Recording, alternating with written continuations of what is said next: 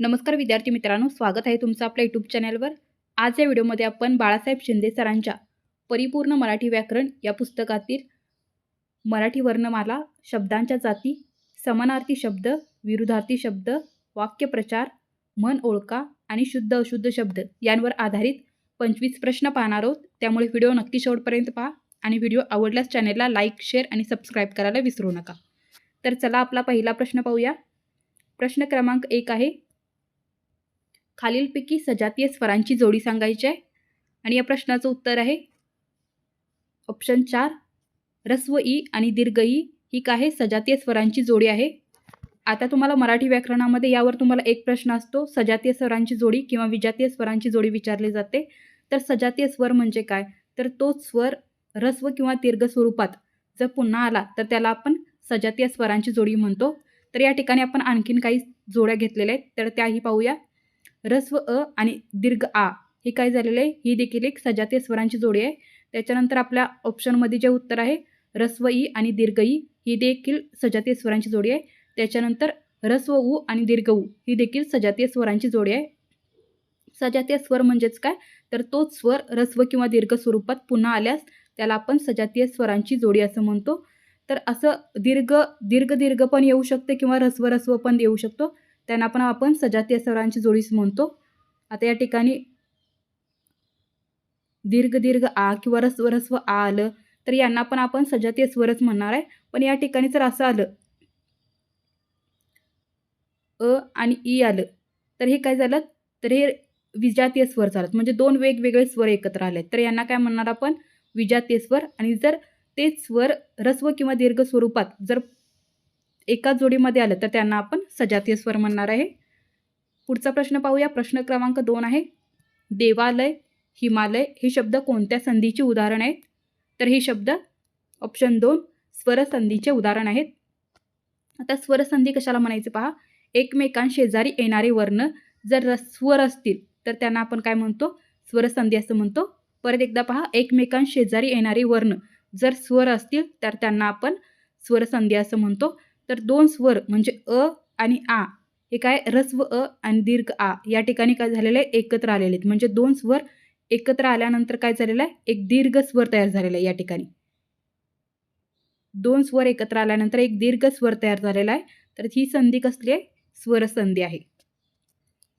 पुढचा प्रश्न आहे, प्रश्न क्रमांक 3, खालीलपैकी कोणता वर्ण दुसऱ्या वर्णावर स्वार होतो, तर दुसऱ्या वर्णावर स्वार होणारा स्वर कोणता आहे, तर तो आहे ऑप्शन 1 अम। हा काय, याला आपण अनुस्वार असं देखील म्हणतो। तर या ठिकाणी याची व्याख्या पहा, अनु म्हणजे नंतरचा किंवा मागून आलेला, म्हणून त्याला काय म्हटलं जातं, अनुस्वाराला लगेच मागून आलेला उच्चार किंवा दुसऱ्यावर स्वार झालेला उच्चार असं म्हणतात। एखाद्या अक्षरावर अनुस्वार जर आपण दिला तर अगोदर आपण त्या अक्षराचा उच्चार करतो, मग आपण अनुस्वाराचा उच्चार करतो। या ठिकाणी आपण पाहू शकता, अ वर आपण काय दिलेलं आहे, अनुस्वार दिलेला आहे।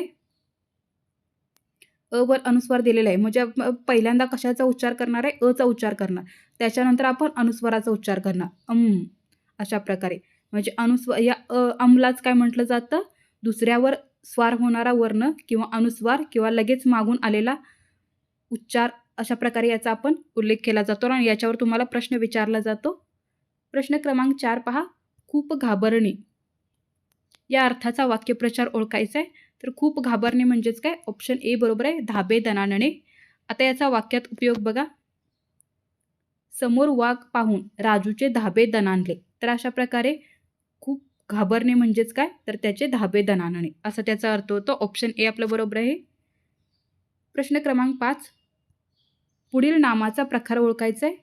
नाम आहे वात्सल्य, तर वात्सल्य या नामाचा आपल्याला प्रकार ओळखायचा आहे। उत्तर आहे ऑप्शन 3 भाववाचक नाम।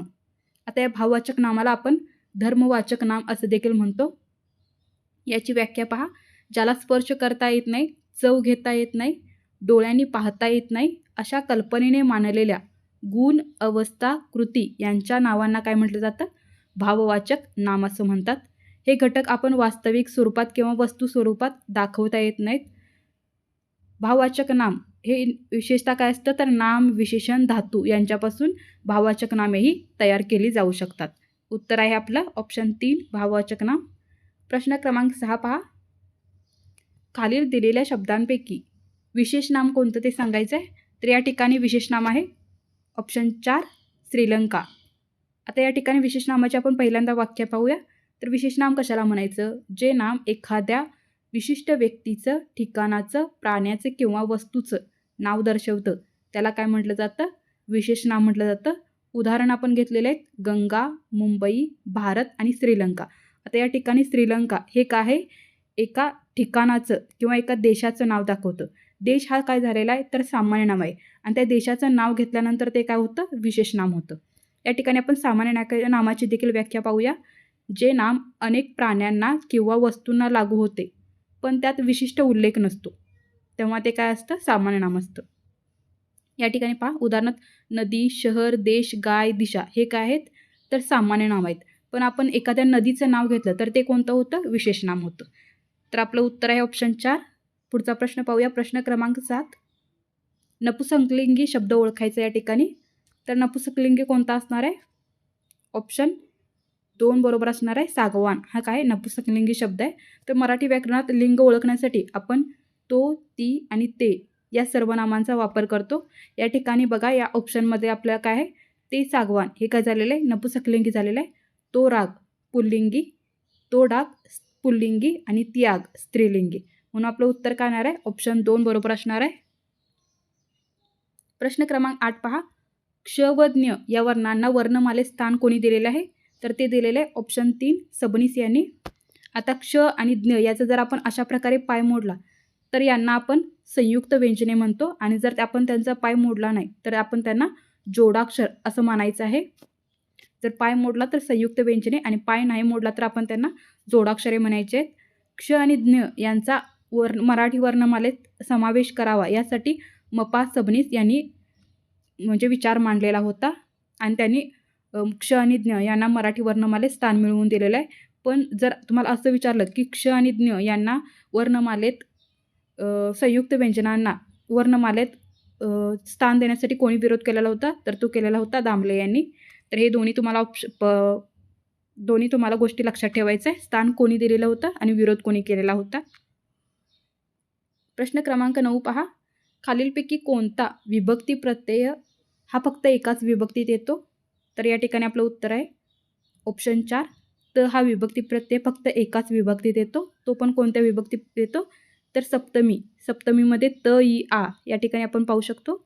सप्तमीमध्ये त, इ, आ हा काय आहे? विभक्ती प्रत्यय आलेला आहे. कुठे? सप्तमीमध्ये. बाकीचे जे आहेत ते, ला आणि स हे कुठे कुठे येतात पहा? द्वितीयमध्ये पण येतात आणि चतुर्थीमध्ये पण येतात. पण त हा फक्त कुठे येतो? सप्तमीमध्ये येतो. त्यामुळे उत्तर येणार आहे ऑप्शन 4 आपलं बरोबर येणार आहे. प्रश्न क्रमांक 10 पहा.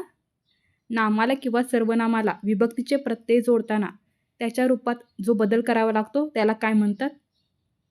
तर या प्रश्नाचं उत्तर आहे नामाला किंवा सर्वनामाला विभक्तीचे प्रत्यय जोडताना त्याच्या रूपात जो बदल करावा लागतो त्याला सामान्य रूप असं म्हणतात. ऑप्शन 4 बरोबर आहे. आता सामान्य रूप कसं ओळखायचं? तर आपण एक शब्द घेऊया. या ठिकाणी आपण राम हा शब्द घेतलेला आहे. तर राम या शब्दाचा जेव्हा आपण वाक्यामध्ये उपयोग करतो म्हणजे वाक्यात आपण त्याचा वापर करणार असतो तेव्हा आपण त्याला काय जोडणार? विभक्तीचे प्रत्यय जोडणार. पण विभक्तीचे प्रत्यय जोडताना आपल्याला त्याच्या मूळ रूपात बदल करावा लागतो. आता रामाने रावणास मारले हे आपण वाक्य धरूया. तर रामाला आपलं काय करावं लागणार? विभक्तीचा प्रत्यय जोडताना रामचं काय करावं लागणार? रामा करावं लागणार. तर हा काय झाला? आपला सामान्य नाम झाला. आणि ने आपण जोडलेला आहे विभक्ती प्रत्यय ते काय जाणार आहे? सामान्य रूपाला आपण काय झालेलं आहे? विभक्तीचा प्रत्यय जोडलेला आहे. फक्त रामा हे काय येणार आहे? आपलं सामान्य नाम येणार आहे. म्हणजे जेव्हा मूळ शब्दामध्ये आपण विभक्तीचा प्रत्यय जोडताना जो बदल होतो त्याला काय म्हटलं जातं? सामान्य नाम म्हटलं जातं. या ठिकाणी रामा हे काय येणार आहे? सामान्य रूप येणार आहे. या ठिकाणी नदीचं सामान्य रूप काय येणार आहे? तर नदीच येणार आहे. आणि नदीच्या असं लावल्यानंतर ते काय येतं? विभक्ती प्रत्यय त्याला जोडला जातो. तर हे तुम्हाला लक्षात ठेवायचं आहे. प्रश्न क्रमांक 11 पहा. खालीलपैकी योग्य अनुस्वार दिलेला शब्द निवडायचा आहे. तर तो आहे ऑप्शन 3 बरोबर आहे. योग्य अनुस्वार असलेला शब्द. प्रश्न क्रमांक 12 पहा. खारट या शब्दाची जात ओळखायची आहे. तर खारट हा शब्द काय या ठिकाणी? विशेष नाम आहे. आता विशेष नाम कशाला म्हणायचं पहा? असे शब्द जे नाम किंवा सर्वनामाबद्दल अधिक माहिती सांगतात, जसे की गुण, दोष, रंग, चव इत्यादी. तर यांना काय म्हटलं जातं? विशेष नाम म्हटलं जातं. आणि खारट हा शब्द काय सांगत आहे या ठिकाणी? चवीबद्दल सांगत आहे. त्याच्यानंतर पुढचा ऑप्शनचा आपण व्याख्या पाहूया. सर्वनाम कशाला म्हणायचं? तर नामाऐवजी जे शब्द वापरले जातात त्यांना आपण सर्वनाम म्हणतो. उदाहरणार्थ तो, ती, ते असे एकूण किती सर्वनामे आहेत? तर मूळ सर्वनामे 9 आहेत. त्याच्यानंतर दर्शक सर्वनाम कशाला म्हणायचं पहा. हा, ही, हे ही दर्शक सर्वनामे जवळच्या वस्तूचा निर्देश करण्यासाठी वापरली जातात. त्याचप्रमाणे तो, ती, ते ही दर्शक सर्वनामे दूरच्या वस्तूचा निर्देश करण्यासाठी वापरले जातात. म्हणजे दूरच्या वस्तू दाखवायच्या जर असतील तर आपण तो, ती, ते ही सर्वनामे वापरतो, दर्शक सर्वनामे. आणि जर जवळच्या वस्तू दाखवायच्या असतील तर हा, ही, हे ही दर्शक सर्वनामे वापरली जातात. त्याच्यानंतर नाम कशाला म्हणायचं? तर व्यक्ती, वस्तू, ठिकाण यांच्या भावनेला दिलेलं नाव काय असतं? नाम असतं. प्रश्न क्रमांक 13 पहा. मला एवढा डोंगर चढवतो. आता या ठिकाणी चढवतो याचं काय करायचं आहे? या क्रियापदाचा प्रकार ओळखायचा आहे. तर हे आहे शक्य क्रियापद. आता शक्य क्रियापदची व्याख्या पाहूया. शक्यार्थ धातूंना शक्यतो वव, वव, वव आणि अव हे प्रत्यय असतात. शक्यतो शक्यार्थ धातूला अ, व हा प्रत्यय लागत नाही. शक्यार्थ धातूतून कर्त्याच्या अंगी एखादी क्रिया करण्याचे सामर्थ्य आहे हे दर्शवले जाते. आता या वाक्यामध्ये आपल्याला दिसते की मला एवढा डोंगर चढवतो. म्हणजे मी डोंगर चढवण्याचे काय करू शकतो? म्हणजे माझ्यात सामर्थ्य आहे ते हे दाखवलेलं आहे. म्हणून हे कसलं वाक्य येणार आहे? शक्य क्रियापदाचं वाक्य येणार आहे. आता या ठिकाणी आपण काही आणखीन उदाहरण घेतलेले आहेत, ती देखील पाहूया. आईला आता काम करवते. म्हणजे आईला आईच्यात काम करण्याचे सामर्थ्य आहे हे या ठिकाणी दाखवण्यात आलेलं आहे. त्याच्यानंतर मला आता खाववते. त्याच्यानंतर तिसरं आहे आता कुत्र्याला पळवते. ही काय आहे? तर कर्त्याच्या अंगी एखादी क्रिया करण्याचे सामर्थ्य आहे हे दाखवलेलं आहे. त्यामुळे उत्तर काय येणार आहे? ऑप्शन 1 शक्य क्रियापद. प्रश्न क्रमांक 14 पहा. पुढीलपैकी शुद्ध शब्द ओळखायचा आहे. तर या ठिकाणी शुद्ध शब्द आहे ऑप्शन 2 चालीरीती अशा प्रकारे येणार आहे. प्रश्न क्रमांक 15 पहा. पुढीलपैकी अर्थाच्या दृष्टीने गटात न बसणारा शब्द ओळखायचा आहे. तर या ठिकाणी डौलदारपणा हा काय गटात न बसणारा शब्द आहे. बाकी घमेंड, गर्व आणि अहंता हे काय एकाच अर्थाचे शब्द आहेत. प्रश्न क्रमांक 16 पहा. कोणालाही कळू न देता या शब्दसमूहासाठी योग्य शब्द कोणता असणार आहे? तर तो असणार आहे बिनबोभाट. कोणालाही कळू न देणे म्हणजे काय? बिनबोभाट. ऑप्शन 2 बरोबर आहे. प्रश्न क्रमांक 17 पहा. बँकेतील हिशोबात गडबड झाल्याचे मॅनेजरला कळाल्याने तेथील कारकुनाचे ... तर या ठिकाणी योग्य वाक्यप्रचार वापरून वाक्य पूर्ण करायचं आहे. तर उत्तर काय येणार आहे? बँकेतील हिशोबात गडबड झाल्याचे मॅनेजरला कळल्याने तेथील कारकुनाचे तोंडचे पाणी पळाले. ऑप्शन 4 बरोबर असणार आहे. प्रश्न क्रमांक 18 पहा. हार या शब्दाचे अनेक वचन सांगायचं आहे. तर या ठिकाणी हार या शब्दाचे अनेक वचन येणार आहे. ऑप्शन डी हारचं येणार आहे. त्याचं अनेक वचन एकच येणार आहे आणि एक वचनसुद्धा एकच येणार आहे. काही शब्द असे असतात त्यांच्या अनेक वचनात आणि एक वचनात फरक नसतो. उदाहरणार्थ दासी हा एक वचनामध्ये आणि अनेक वचनामध्ये एकच शब्द येतो. त्याच्यानंतर उंदीर हा शब्द एक वचन आणि अनेक वचन दोन्हीमध्ये एकच येतो. तर यामध्ये बदल होत नाही. हे तुम्हाला लक्षात ठेवायचे असे शब्द. प्रश्न 19 पहा. रात्री हिंडणारे या शब्दसमूहासाठी दिलेला योग्य शब्द निवडायचा आहे. तर रात्री हिंडणारे त्याला आपण काय म्हणतो? निशाचर. ऑप्शन 1 बरोबर आहे. आपण रात्रीला काय म्हणतो? निशा म्हणतो. आणि रात्री हिंडणारे याला काय म्हणणार आपण? निशाचर. उभयचर म्हणजे काय? तर पाण्यात आणि समुद्रात किंवा पाण्यात आणि जमिनीवर जे राहणारे असतात दोन्हीकडेही, तर त्यांना आपण उभयचर म्हणतो. फक्त पाण्यात राहणारे यांना आपण जलचर म्हणतो आणि फक्त जमिनीवर राहणारे यांना आपण स्थलचर असं म्हणतो. हे देखील तुम्हाला लक्षात ठेवायचं आहे. प्रश्न क्रमांक 20 पहा. अस्वलाचा खेळ करणारा या शब्दसमूहासाठी दिलेला योग्य शब्द निवडायचा आहे. तर अस्वलाचा जो खेळ करतो त्याला आपण दरवेशी असं म्हणतो. त्याच्यानंतर गुराखी आपण कशाला म्हणतो? तर जनावरे गाई म्हशी जे पाळतात राखतात त्यांना आपण गुराखी म्हणतो. धनगर कशाला म्हणायचं? तर मेंढ्या बकरी जी पाळतात त्यांना धनगर म्हणतात आणि डोंगरात राहणाऱ्यांना आपण डोंगरी असं म्हणतो. प्रश्न 21 पहा. आईजीच्या जीवावर बाईजी उदार या म्हणीचा योग्य अर्थ ओळखायचा आहे. तर उत्तर आहे ऑप्शन 1 दुसऱ्याचा पैसा खर्च करून औदार्य दाखवणं म्हणजे मोठेपणा दाखवणं. ऑप्शन 1 आपलं बरोबर आहे. प्रश्न 22 पहा. पुढील म्हण पूर्ण करण्यासाठी पर्यायी शब्द शोधायचे. म्हण पहा, डॉट डॉट पहावे बांधून, लग्न पहावे करून. तर या ठिकाणी उत्तर येणार आहे ऑप्शन 3, घर पहावे बांधून, लग्न पहावे करून. ऑप्शन 3 आपलं बरोबर आहे. प्रश्न 23 पहा, कोणतेही काम करण्याचे टाळत राहणे म्हणजे पुढे पुढे ढकलत राहणे त्याला काय म्हणतात? तर त्याला टंगळमंगळ करणे म्हणतात. ऑप्शन 2 बरोबर आहे. प्रश्न 24, उथळ या शब्दाचे विरुद्धार्थी शब्द कोणता आहे? तर उथळच्या विरुद्धार्थी येणार आहे अवखळ. ऑप्शन 4 बरोबर आहे. प्रश्न 25, सरिता या शब्दाच्या समानार्थी असलेला शब्द ओळखायचा आहे. तर सरिता या शब्दाच्या समानार्थी आहे नदी. आता नदीला आणखीन काय काय शब्द समानार्थी आहेत? तर नदीला सरिता, तरंगिणी आणि तटिनी हे शब्द समानार्थी आहेत, तुम्हाला लक्षात ठेवायचे. तर धन्यवाद विद्यार्थी मित्रांनो. अशा प्रकारे आज आपण मराठी व्याकरणातील 25 प्रश्न पाहिलेले आहेत. जर तुम्हाला असेच व्हिडिओ पुढे पाहिजे असतील तर चॅनलला लाईक करा, शेअर करा आणि सबस्क्राईब करायला विसरू नका, जेणेकरून असेच व्हिडिओ तुम्हाला पुढेही पाहायला भेटतील. धन्यवाद.